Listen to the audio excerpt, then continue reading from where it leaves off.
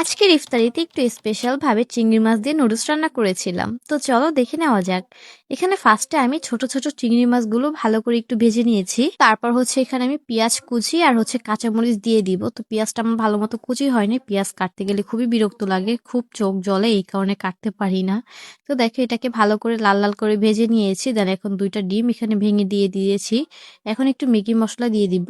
এটাকে একটু লাল লাল করে ভেজে নেওয়া হয়ে গেলে এখানে আমি কুচি করে রেখেছিলাম টমেটো, এটাও দিয়ে দিয়েছি। এটাকে দিয়ে ভালো করে একটু ভেজে নেওয়ার পরে এখানে টমেটো সস দিয়ে দিয়েছি। দেন সবকিছু একসাথে মিক্স করে ভালো করে ভেজে তারপর এখানে আমি আগে থেকে সিদ্ধ করে রেখেছিলাম নুডলস আর আলু।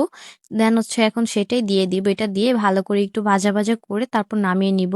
দেন আমি নুডলসটা বেশি তেল দেইনি, এই কারণে দেখো একটু শুকনো শুকনো হয়ে গিয়েছে, আমি তেল দেইনি তেমন। তো খেতে খুবই মজা হয়েছিল। এখন উপর দিয়ে আমি মশলা দিয়ে দিচ্ছি। এই তো নামিয়ে নিয়েছি। ভিডিওটি ভালো লাগলে অবশ্যই লাইক কমেন্ট শেয়ার করে পাশে থেকেও। দেখা হচ্ছে নেক্সট ভিডিওতে। আল্লাহ হাফেজ।